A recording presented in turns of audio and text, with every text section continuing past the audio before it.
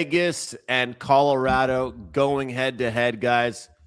Welcome into PuckTime, WagerTalk TV, Western Conference Finals, Game 1, and it feels good to have a new series to talk about. Carm, the best part of the playoffs, we sweat through, we grind through all these series, and then just like that, a new matchup to break down for potentially 7 games. And we are officially at that point. One game here, one game there, one game a day. West, East, and here we are, Colorado and Vegas. And, you know, we talked about this before, but Carm, we saw at some shops were showing the exact same odds for both series as far as Colorado as a favorite and Carolina as a favorite. Now, money has trickled in different ways, but it doesn't always mean that game one's going to have those same odds. So look forward to seeing the graphic you have for us with the lines for today on the game. But how are you, man? Ready for a brand new series? I am ready for a new series. I'm ready for 2 new series. And congratulations to your Montreal Canadiens on getting the job done in OT. Game 7 OT, man. How much better does it get than a Game 7 overtime? Everyone's just like on the edge of their seats. People biting their fingernails, terrible habit to have. But or downing beers, but that was a great series. And these two could be some very good series. It depends. 4 teams left. Never say never with any of these teams. Hopefully you can make it out to a game, Andrew, and see your Canadians play, because it's one of those bucket list things. You never know if they're going to make a cup, but they're in the conference finals. With that said, Vegas and Colorado tonight. And I love the way the NHL finally they have it right. There's no off days. We're going to get NHL every single day until we get to the Stanley Cup Finals. So I'm looking forward to that as well too. We'll talk about the tonight's game. We're going to talk about the Montreal Carolina series price. I'm not sure if you have any prop plays up, but I do have a pod play. I had a pod play ready on the last show and then completely forgot to do it. So with that said, I do have a pod play. I won't forget it this time around. Andrew, if you haven't had your coffee already, make sure you grab it because we are in for a long day. How are you guys in the chat doing? Seth, Titans, Giovanni, Pockets. Guys, do us a favor. We are so close, I am telling you, to 250,000 subscribers on the YouTube channel. We need to get there. Come on, man. You guys can do it. If I know you've already done so, but if you haven't, hit that subscribe button. And if you have a couple friends that are sports fans, send them a link to the YouTube page and have them subscribe as well too. With that said, Mr. McInnis and your Montreal Canadiens, you've had your coffee. Carm, I gotta say, as much as I appreciate the 40-second break there to grab a double espresso shot, you know, I can't not put it out in the universe that maybe it was a good thing the pod didn't get out there. I mean, whether my prop didn't get out there, your pod didn't get out there, sometimes it's just fate. And you know, my prop bet, I'll tell you, the top line for Montreal, I was considering, you know, I had all these props I gave out on our show for that series. And then I was like, you know what? We're going to go and we're going to take some top guys. And the weirdest thing for me, and look, I understand first period was good. Second and third period wasn't great. Overtime, they came out well. The weirdest thing, and it's like keeping me positive as well, we'll talk about it tomorrow, is the top line has practically been invisible for that team. So I had actually a play of the day selected involving Slafkovsky, and that guy was about as useful as Casper the Ghost that night. So that didn't really matter. But when it comes to this game tonight here, Colorado and Vegas, I'm curious what you think about the whole injury situation, because I talked about this when you and I spoke last, when we kind of previewed the opening odds. And you know, you never really know what to believe in the playoffs, right? Because maybe they're throwing out smoke. Maybe they're trying to psych out the their other teams. But there's something that that I noticed in the media, and I couldn't really ignore it. So I'm curious what you think about the injury situation. Lehkonen was kind of day to day. Makar was day to day. Some of these guys. So check this out. This is from Sam Malinsky, and he probably shouldn't have said what he said here. And I'm not telling you this means that Cale Makar is not playing, but he was asked what he would say to fans worrying about missing Makar for game one. His response, I don't know what to tell them. Obviously, it would be great to have him out there. You can't replace him, and we're going to miss him out there. Hopefully, we can still get it done without him. Does that not sound like a quote saying he's not going to be there in game one? I mean, he literally says, hopefully we can still get it done without him. Yeah. I don't know, man. Did he not get the message? It's supposed to be a secret. You never know what's going on with these guys, Andrew, because injuries are, I mean, they keep them close to the vest. No one, the teams are never going to report what exactly is wrong with a player. A case in point, Florida, 3 years back in the Stanley Cup against the Vegas Golden Knights, in which they lost and had numerous injuries in that Stanley Cup Finals. You get guys like like Mark Stone now.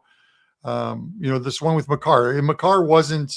You could tell there's something wrong with Makar in the last round. He wasn't at his best, but Colorado still has so many tools on that team that it was enough to get the job done, and they got it done.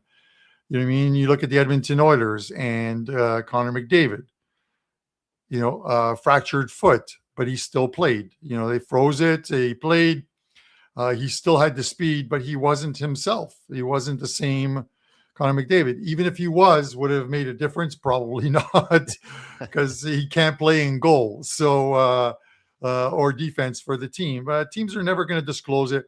Makar wasn't the Makar that he was all season long in this past series. So we'll see whether it's something short-term, whether it's long-term. We'll know more during the morning skate if he was out there. I'm going to guess if he's out there skating with the team, but they put the designation that he's a game time decision, then there's probably a good chance that he's not going to play. You don't risk, maybe giving a guy an extra couple days off maybe helps him out. So we'll see what happens with that. But maybe a little speaking mistake, of, though, a little mistake in the interview there. I kind of let that slip out. You never know. Listen, you never know. Sometimes you can send out some. People talk about fake news all the time. Sometimes it just could be something that they're tossing out there, and the team starts preparing a little differently. These teams know each other. At the end of the day, neither team is going to surprise the other. As far as I'm concerned, do they know each other? It's going to be a good series. At least I hope it is. Whether it's going to be a long one remains to be seen. But with that said, Andrew, minus 194, plus 158 on Vegas. Totals at six now, 6 minus 120, but there are 6.5s popping up all over the place right now. But when I did this graphic, it was at minus 120, and a couple of places like Circa and the Superbook still have 6s up there. So we shall see. What are your thoughts on this one? Well, I think, again, I've been talking about this a lot, and we're going to find out how much it really matters here, Carm. But I'm a believer that there is a step up for the Vegas Golden Knights to face against this Avalanche team compared to who they saw against Anaheim and Utah. And this isn't as much of an insult to Vegas, Anaheim, or Utah as it really is a compliment towards the Colorado Avalanche. Let's not forget, Minnesota, one of the best teams in the league all year long, they lose in 5 games. And even though they were probably on their way to winning game, what was it? Winning the last game. I mean, this is going to be one that I think they should probably be able to get the edge, just because I think Vegas hasn't seen a team like them yet. When you look at the 5th game, for Colorado in that game, that they were able to will their way to a win, even though they played their worst hockey. That shows how dangerous this team really can be. And let's not forget, we got Dorofeyev on the other side, Marner. If Stone is healthy, it's a difference. Jack Eichel, a veteran decor, a little bit. I told you this from the start. My plan already, and this is a hint for everybody out there, this is more than likely going to be my plan unless something changes. Whatever the total result is for tonight, I'll probably look for the opposite in some way, shape, or form in game 2. But as far as tonight is concerned, Carm, we're going back to my old ways here. We're taking the team total over 3.5 for Colorado. I think they find the net. I think Vegas has looked like a better defensive team and had better goaltending when they have been at home and not on the road. So I think that we're going to see Vegas a bit shocked by the pace in this one. But I think it takes some time to settle down. You know, we have some guys in the chat right now, Carm, talking about, hey, lean under. Could we see an under? Could we see a lower scoring game? And there is that sort of feel out process when it comes to teams starting out their series a little bit here. But one thing I kind of look at is that Colorado throughout the series, they got better and better as the series went on at home. But if we're being frank, they really haven't put on that good of a show in front of their home crowd. Given the rest, given the time to get a little healthier, I know Makar might not be out there. It could be a time to take advantage of the home ice advantage of the last change. But I do think that if Makar is out there, people will overreact. You know how it is. People love to overreact. So if you want the money line or team total or puck line or regulation, I think this is one of those times where you actually wait until 5, 6 o'clock to make your decision, 7 o'clock to make your decision, because could be wrong here, Carm, but I don't think this number goes up for Colorado. I think it could only go down.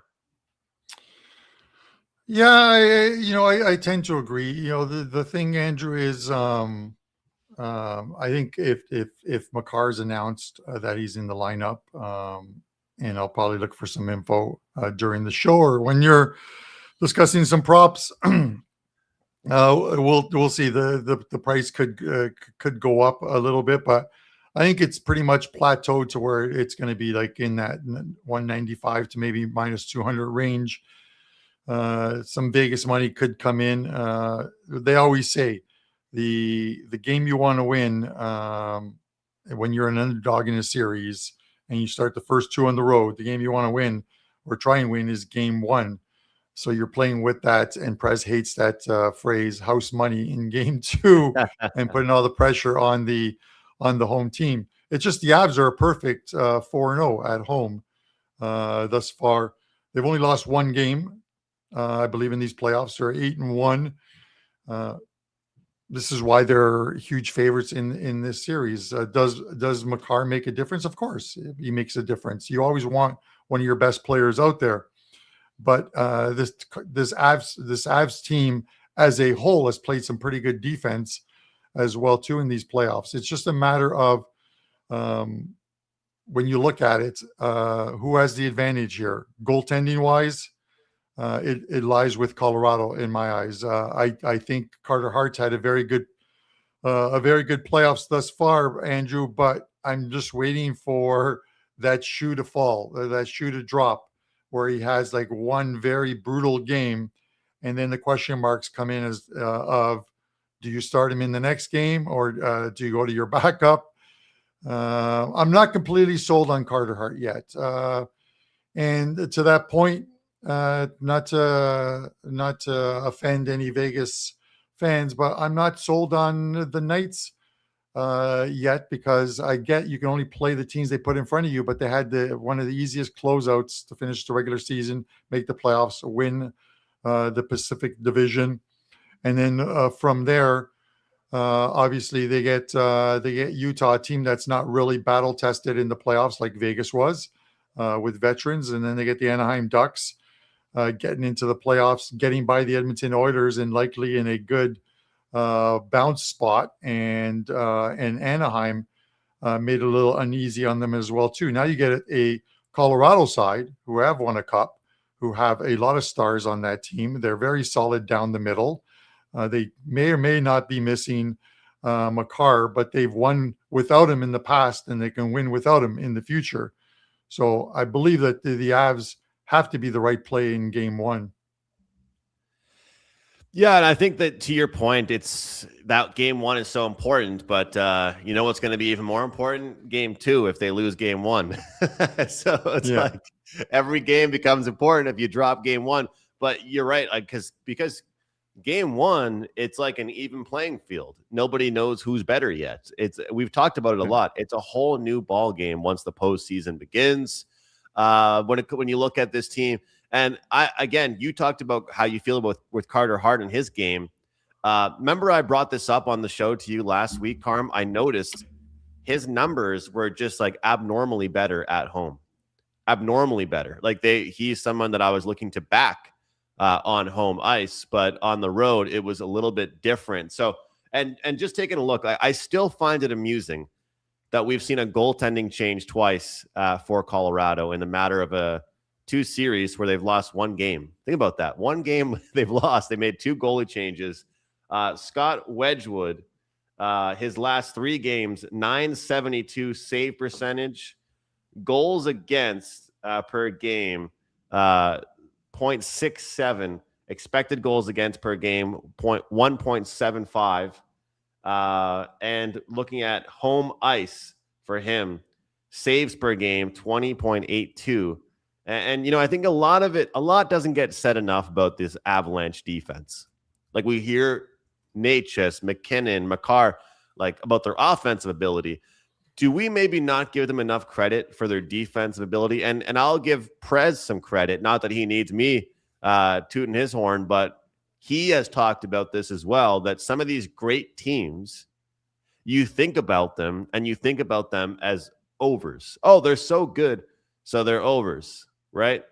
But I think that when you look at it, like I think I potentially would look towards the under on the save prop for Scott Wedgwood. And the funny thing is, sometimes you look towards under on a save prop and you think, oh, that means they're probably going to lose. But whether it's Wedgwood or whether it's Blackwood, because Blackwood has good numbers too, I would go under 23.5 because whether or not we see the official lineup come out with Blackwood or Wedgwood, and I think it actually might be Blackwood, so my site could have been wrong on that. Carm, this defense is underrated. And what's the best way to play defense? What do people always say? The best defense is a good offense. Just hold on to the puck. Hold on to the puck. So that's a pick I'll give out for you right here. Under 23.5 saves for Mackenzie Blackwood. I did think I saw Wedgwood earlier this morning, but I think it will be Blackwood between the pipes. Yeah, just a couple of notes. First, to Simon in our chat, who says I didn't congratulate you on Montreal's win. I did right at the top of the show, and I did by phone as well too. True. So, when we discussed it real quickly before I get back to this game here, right after that Sabres game ended, I just switched it to Netflix and started watching Netflix. I told you about it. It's just. I don't get so heavily invested in it. I'm more protective of my money. As long as my money wins and my bets win, that's all that matters. That's why I think you need to disconnect from sort of that bias towards your home teams and always betting on them. I didn't have a bet in Game 7, so I didn't have to worry about it. I just enjoyed the game.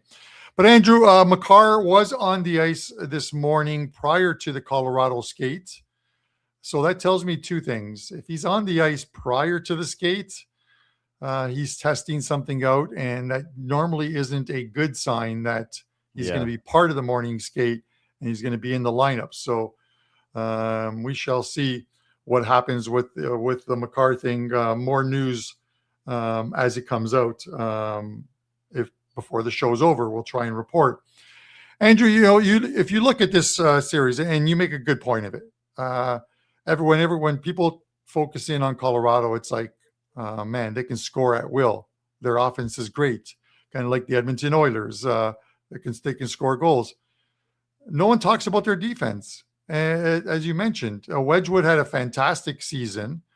He had to shoulder a bulk of it early on while Blackwood was injured. They've got a good goaltending tandem there that even though it's odd that a team that's 8-1 in the playoffs makes a goaltending switch, like you said, that the team has total confidence in either goalie being there. And the defense are still very good, even absent of Cale Makar being in the lineup. So it's one little piece of the puzzle that is missing, but it is still there for this team. So we shall see. The Vegas Golden Knights I think they've gotten better as the playoffs have progressed. But as you mentioned, and rightfully so, this is truly their toughest test of the playoffs. It is a tough one against the Avs. This is going to be a good series. We'll see whether it's a physical series. I don't think it's going to be a physical series. I don't think we're going to see a ton of power plays that come the way of roughing penalties or boarding penalties. I think the penalties that we see are going to be either tripping penalties because guys are quick, or some high sticks because they can't keep themselves from that stick on the ground. But I think those are the only places where we're going to see them, or maybe some of those bench minors for too many men on the ice. I don't think we're going to see a lot of Vegas isn't going to come out and drop the gloves 5 seconds into the game to try and set a tone with Colorado. That's the wrong thing to do. So we shall see. It should be a good series. I wish I was in Vegas right now to go and catch some of those games, but and Vegas is undefeated with me in the building, 11-0. Let's not forget that.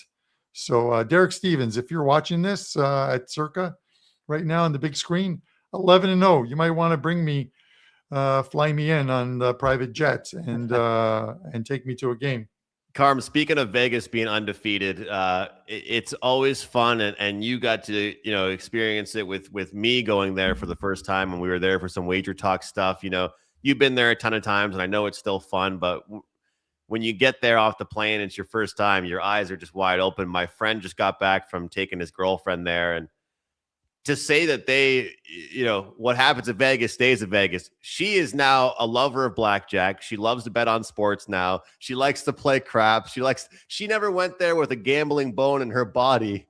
They ended up getting like a free night here. They went to this and that. They went to the Grand Canyon. They went to this too. I mean, when people go to Vegas and they don't like the shows, or they don't like gambling, it takes about, I think, 10 minutes until all that stuff captivates your attention.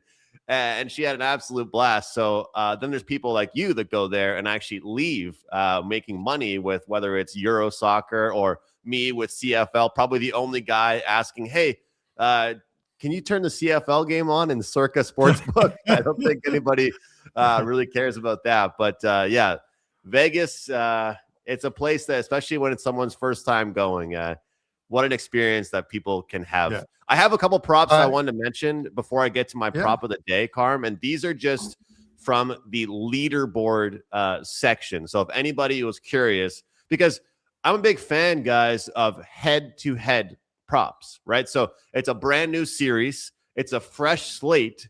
So let's find out who has done well against who. So Mitch Marner has point/assist 5 straight games against the Colorado Avalanche. Brock Nelson has a point in 5 of his last 6 games played against Vegas. Carm, you can get plus 105 on that one. How about Thomas Hertl? You can get him at plus 125 at DK to get a point. He has a point in 4 of his last 5 against the Colorado Avalanche. Barbashev plus 105, 4 of his last 6 against the Avalanche. I could tell you McInnis has a point in 6 straight, but that's minus 600, Carm. So you probably don't want that one as far as a prop is concerned. And the next one I will just say is the shots on goal count, the shots prop. Look, if you like shot props, these can be kind of interesting for you. Jack Eichel over his 2.5, and Nathan McKinnon over 3.5. You can take him. He has hit that in 5 of his last 6 games against Vegas. So the cool thing is about these series is that, you get players that can have a new opportunity to make a name for themselves, but you also got to look at the head-to-head stuff because sometimes certain players just play better against certain teams. You can't explain it, but they match up well. It's the guy who gets under their skin. It's kind of like, with the Leafs and the Bruins, it always seemed to be that it was whether it was Bergeron or what's his face, God, it's not in my mind. Lucic or Pastrnak or Marchand. Pastrnak, Marchand would get under their skin and always find a way to beat them. You become sometimes so obsessed with trying to stop someone that, or trying to stop a team that you miss out on some of the guys who come back to bite you in the ass, for lack of a better word, Andrew. But we'll see if we can get some information on Makar as we go along. Andrew, your Habs are playing tomorrow. Let's talk about the series price on this one. So you mentioned it's a similar series price, minus 275 plus 225 on Montreal. If you like this series to go 7 games, then you take the Habs plus 1.5 games and you're getting plus money at plus 110. If you think it finishes in 6 or less and it's not Montreal winning, then you take the Canes minus 1.5 games, minus 135. Give us your unbiased opinion on this one, Andrew. The unbiased opinion, Carm, right off the bat is that Montreal needs, and I mean needs, to get a split in Carolina. The only good news is they've been a better road team than they have been at home at the Bell Center when it comes to their play this playoffs. I don't know if they get more nervous. I don't know if they feel more comfortable on the road, whatever it might be. We watched a Buffalo team excel on road ice as well and struggle at home. That's going to be the big thing. So when I look at this series, I think that if we see Carolina win the first 2 games, I'll be the first one to tell you it's probably going to be Carolina in 5. I was doing a show on the Hockey News. I'm working with them a couple times a week yesterday, and we had a really, really good debate on the show. And I was like the moderator. I was right in between, Carm, and there's one guy to my right, one guy to my left. They're just going at it, and the debate was, how much rest is too much rest? And to me, when you look at 12 days, I think if I was a coach or GM, I would rather 6 days, 5 days, maybe even 7 days. 12 days is a lot. So what I really think, my non-biased opinion, I think Montreal gets the split. I think Montreal can win game 1 of this series. I think if you want Carolina, get a better price after game 1 is over. But I think what you could do is you could do some type of parlay with, Carolina and over 5.5 if you like Carolina. I mean, I wouldn't take the money line price for the series. And even that minus 1.5 games at minus 135, I feel like you can find a way to do it. But I think if you want to find a dance partner for this, over 5.5 games in the series, or you can bet individually. Series goes 6 games, series goes 7 games. I don't think we see a gentleman's sweep here, Carm. And the reason is that I don't think Carolina wins both games at home. The record on the road has been proven for Montreal. And I'll tell you, Carolina, they have such a dangerous team because they know how to slow the game down, make it boring, suppress their opponent. But hey, look, maybe I got to find my Montreal Canadiens hat somewhere and put it on for what I'm about to say here. But Carm, they've played the 2 worst teams in the playoffs. I know they're really, really good, but I think that if this series ends up going 1-1 after the first 2 games, are you with me or against me that this is going to go over 5.5 games? I think 6 is probably the max in the series. I don't think it goes 7. But to that point, obviously, it remains to be seen. This is a different Canes team than Canes teams of the years past. But It always feels like a rinse and repeat with Carolina. We've seen it the last 3 years. They breeze through the opening rounds, and then they make it to the Eastern Conference Finals, and then they just lay an egg. Get it? It was the Florida Panthers a couple times, the New York Rangers, actually not even the Rangers, Tampa Bay. They get there, and then they can't get any further. It's the one knock I could think against Rod Brindamore is that he can get them to the conference finals. He can't get them past it. This is likely the year and their best chance to get past it and get into the Stanley Cup because they're a legit Stanley Cup contender. They're a better team this year with the additions that they've made to the team. So it remains to be seen. Andrew, what do you say to the people that that say the Canadians have beaten the Carolina Hurricanes 5 of the last 6 meetings they've played? They've beaten them all 3 meetings this season during the regular season, 3-1, 5-2, and 7-5. So the Canadians are 3-0 going into this one, and 5-1 their last 6 meetings, dating back to last year's games as well too. Do you just toss that out the window and say regular season's regular season? This is the playoffs. So my way of looking at it is, if I'm being honest, I don't think Carolina cares at all. I don't think Carolina would care, but I do think that it can give Montreal some type of confidence. If they came into this and they had lost 4 in a row against Carolina, that can be a little bit frustrating. Carolina, as far as injuries are concerned and as far as rest is concerned, and I mentioned that debate that I was kind of in on yesterday on the show I was on, the one guy that was arguing for it being 12 days is good, he said, absolutely, the more rest, the better. But when I look at the last, meetings between these teams, the thing that's the most fascinating for me, Carm, is that I'm not sure if you have it right in front of you, but I believe there was one game that was 3-1 and there was one game that was like 7-5.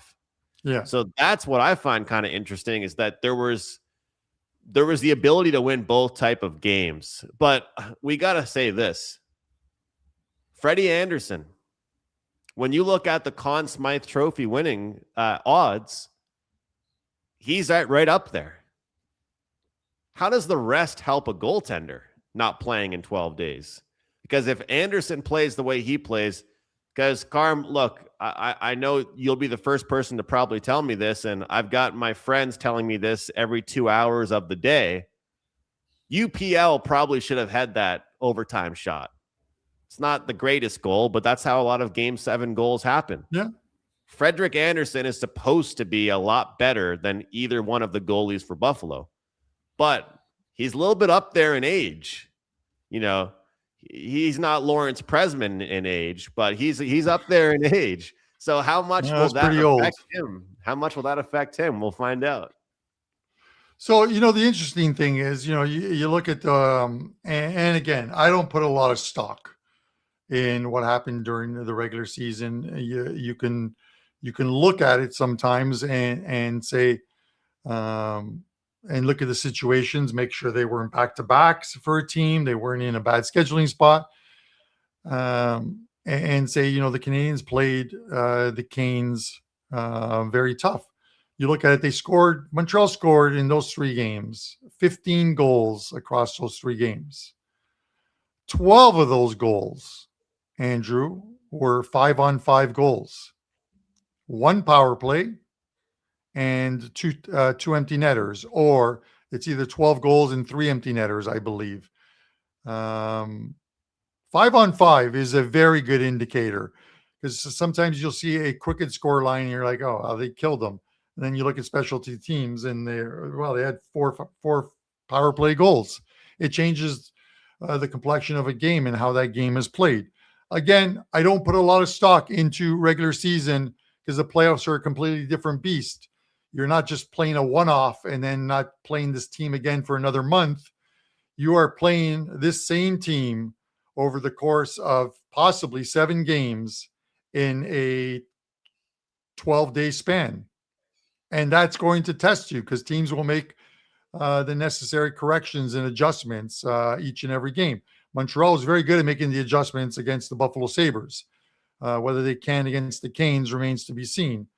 I think the Canadiens have to win game 1, Andrew, more so than game 2. I think not winning game 1 is just going to put all the pressure on the Canadiens to have to win game 2 or return home down 2-0. And we know the Canes are playing extremely well, and Montreal weren't world beaters at home in that last round. So, with that said, that's why I don't think it goes 7. I think this series gets decided in 6. I will cheer for you from a distance, a long distance on Montreal, just because they're also the last remaining Canadian team, although all 4 teams have a ton of Canadians on them. But I digress. We won't get there. We won't get into that one. If you were on that show with me yesterday that I was talking about, which side would you have been on as far as the rest is concerned? Is 12 days a negative thing? Listen, it's always going to be somewhat of a negative thing, but you can look at like Olympic breaks, which were, almost 18, 19 days long, and see how teams came out of it. And some teams didn't skip a beat. Yeah. So I think it's important to look at that. That gives you an indication. Rod Bittermore, over the course of like the 12 days, probably had 4, maybe 5. They practice every day, but they probably had 4, maybe 5 hard practices where you literally put it into these guys for a good 60 minutes, 90 minutes, kind of like a coach would do when a team has a disappointing game and played extremely bad, and you make them pay for it the next morning on the ice. Yeah. I think to keep these guys at the level that they're at, Carolina practiced hard, so I'm not really worried about that. Practicing hard and not having to worry about injury is also important as well too. Now, does 12 days off hurt? Is there rust? There could be on the power play units. There very well could be. But is that offset by the fact that the Montreal Canadiens are coming off of a Game 7 emotional roller coaster game in which they built a 2-0 lead, blew a 2-0 lead, went to overtime, and then eventually won it on the road? And that's their second 7-game series of these opening playoffs. Or do they run out of steam at some point? Young squad, a lot left in those legs, but does one basically offset the other? And I tend to believe it does. So then it comes back to who is the better team overall, and the better team overall is the Carolina Hurricanes. So with that said, no, it's my honest opinion, Andrew. I would love to say the Montreal Canadiens are the better team, but they're not. Carolina was one of the best teams in the league this season, definitely the best team in the Eastern Conference. Oh, yeah, they're ahead of schedule. There's no hiding it. They're ahead of schedule. 110%. They're ahead of schedule. So if the Canadiens get bounced in 4 games in this series, there is nothing to be embarrassed about in the series. The Montreal Canadiens made it farther than anybody who's not a Montreal Canadiens fan thought they would. Yeah, absolutely. So are they ahead of the thing? Yeah, but these guys are coming together, and they're only going to get better. You know what I mean? It's kind of like the Anaheim Ducks. Yeah. Be happy. One thing crazy, the second round, and you're only going to get better. You'll like this one, and this hopefully can show my non-bias a little bit here. The Montreal Canadiens have lost more games this playoffs than all 3 other teams remaining combined. All 3 teams combined. Really? Wow. I mean, that is crazy when you think about it. Look, Carolina has yet to lose a game, man. They haven't lost. Yeah. Colorado lost one game. What you're saying is they're due, right? They're due to lose. But that is crazy. They've lost 6 games. They've lost more games than anybody else combined. Andrew, before you get into a player prop, guys, I'm going to ask you guys again. I don't do this very often, but please, if you haven't already done so, hit that subscribe button. We're almost at 250,000 subscribers. I want to hit 250. We're going to hit it before the World Cup, but I want to hit 250 before the weekend gets here. Come on, man. We're like 1,000 or less before we hit that 250 range. It's a milestone, and then we'll aim for the next milestone. So, and of course, hit that like button and drop a comment in the comment section when this show gets posted afterwards, and let us know who your best bet is and who you think is going to make the Stanley Cup Finals. Which two teams in the Stanley Cup Finals? I'd love to hear it. With that said, Andrew, give us a player prop that we can make some money off of. Carm, let's do it. Let's give you a player prop. I got one that I really like here. Second line player here for the Colorado Avalanche. Before I get into that, we'll see if this ends up turning out here on the page. A little bit smaller than I would have liked it to with this graphic, but that's a little bit too bad here. But anyway, look, I wanted to bring this up here, guys. Last 7 days at WagerTalk.com, 8-1. 88.9% win percentage, plus 20 units. It has been a fantastic run. Slovenia yesterday, plus 2.5. Yes, Slovenia in World Hockey. Montreal Canadiens, Finland, Norway, Switzerland twice over. Montreal Canadiens, and the one loss was Colorado minus 1.5 games. It has been a fantastic run, to put it lightly, guys. And yesterday was a huge day because I was super excited to, not just keep the run going, but, to not be betting just the big teams, right, in the World Hockey Championship. To cash a plus 2.5 ticket on Slovenia was fantastic. Number one at Wager Talk this month of May, plus 57 units in 1 month.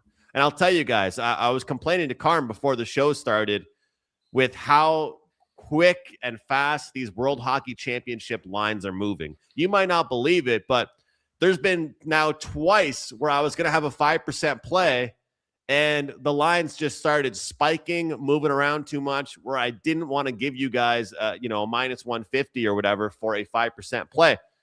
This is a great package available right now at Wager Talk, where you can go ahead and take $100 off a 30-day all access pass, 10 days for free if you buy this package. All right.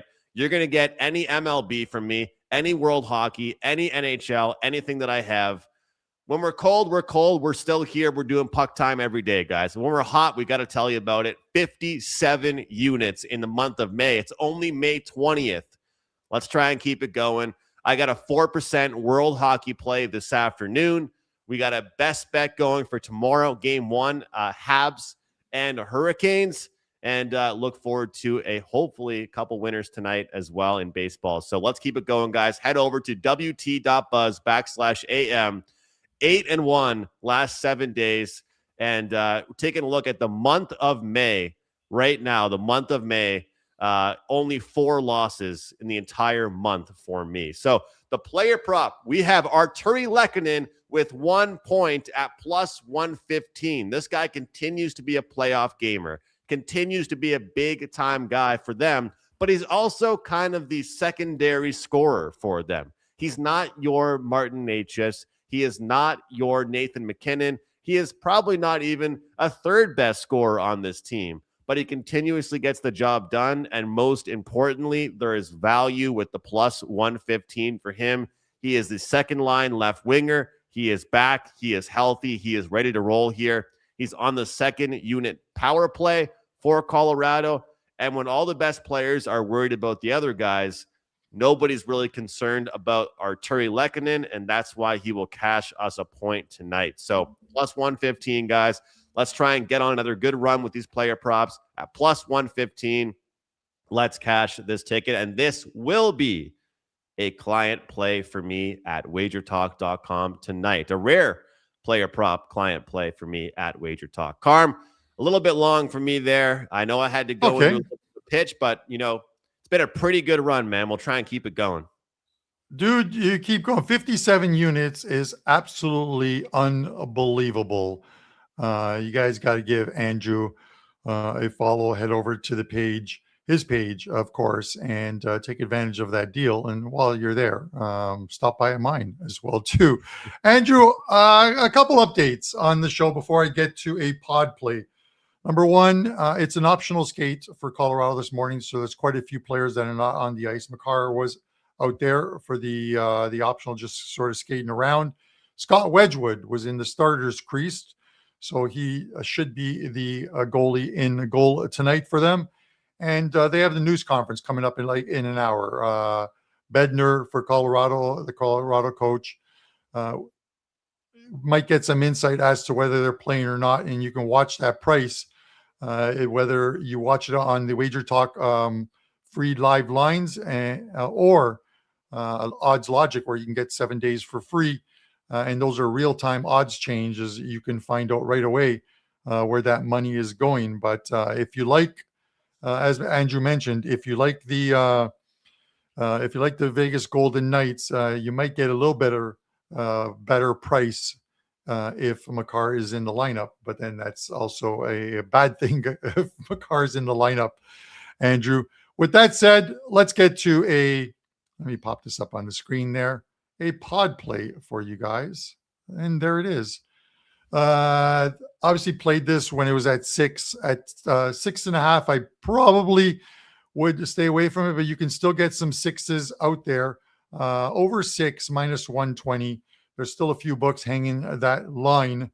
I think game 1 of both of these series are likely going to see some scoring. We've seen that, and it's been a common theme throughout the playoffs thus far. Game 1s have tended to be higher scoring games, with the exception of any of the Carolina games, or 8 games thus far. But we're seeing some scoring, and I think with these two, we're likely to see it again. They're very familiar with each other. They've had a couple of OT games of this season. They've scored some goals, and I see some goals being scored tonight as well, too. Over 6, minus 120 is your pod play.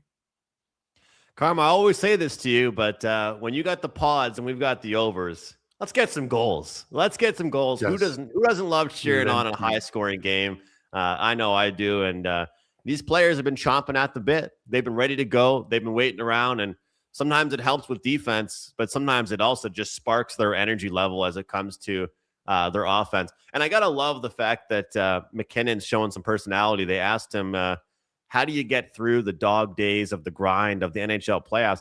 He looked at the reporter like he was the biggest idiot. He said, what do you mean get through this? This is the best part. He goes, this is the most fun. He said the dog days of the NHL season is November and December, when you're already in first place and you have to play all these games in the winter. He goes, this is the most fun time. So, Carm, let's get some goals. Best of luck to you on the over. Let's cash that Lehkonen player prop at plus 115. Make sure you sign up for all of Carmine's plays, wt.buzz/CB, cashing tickets in multiple sports. Carm's having a fantastic playoffs. Yeah. And you can get $100 off a 30-day pass, and you'll get 10 extra days as well. It's the best deal going right now at the website, I believe, Carm. It definitely is. And the next 30 days are kind of huge. I would say obviously the Stanley Cup playoffs, which that deal would cover right through to the Stanley Cup, because the Stanley Cup should be over by I think the 12th or 13th. The World Cup, the first week of the World Cup kicks in as well too. So you're going to get that. The Europa League Championship final goes today, and then the Champions League final goes on the 30th. So not this Saturday, but the following Saturday, and plenty of soccer in between. And I've got 2 big plays coming up as well too. I like them too much not to make them 5s. So those will be posted a little later on today. If you're picking up that package, that's what you're getting as well too. Those 5% plays as well too. 2 plays up for me: a best bet in the Europa League final today, and a 4% best bet in tonight's game 1 of the Western Conference Series. Andrew, what do you got up at WagerTalk? And close us out, man. Send us home. We got a best bet going for Montreal and Carolina. Game 1. We've got 1 prop so far. You guys know what it is for Vegas and Colorado. Anything else will be added to the package. Best bet, 4% play, World Hockey Championships. That goes middle of the afternoon. I was telling Carmine about it before the show went live, telling him he has to get on this play. So I encourage you guys to do so as well. But package available right now, World Hockey plus the NHL. Don't buy one play, buy the package. Same thing we say all the time. If you guys are following Carmine's World Cup, you're going to buy one play, or you're going to buy the entire World Cup and get every single play. That's the move here. this afternoon. Best bet 4% in World Hockey Championships. Hell of a show. A lot of stuff to break down here. Yesterday, I'll tell you what, the only person that was happy that there was no hockey was probably my girlfriend, because I got to watch whatever she wanted to watch. But hockey's back, baby. Hockey is back every single night, and I can't wait. So she got to watch her show for one night, and then we are back to hockey for the next couple weeks here. Not to mention, Carm, people know that, you and I talk hockey, and we're saying that, you didn't mention Montreal. Carm was one of the first people I called when I booked my flight to Montreal, guys. So, look, we talk sports every day, but we talk off the show as well and always text each other, and I'm pretty pumped. So hopefully I'm going to a game in Montreal next week, and I'll be posting all kinds of pictures as well. And hopefully we get our other crazy Montreal fan from WagerTalk with us as well, and I cannot wait for that. So, all right, guys, that will do it for the show. We'll see you tomorrow, same time, same place on WagerTalk TV. Hit the like button if you enjoyed the show, and comment below one guy that will get 1 point tonight in the hockey game. Take care. We'll see you tomorrow.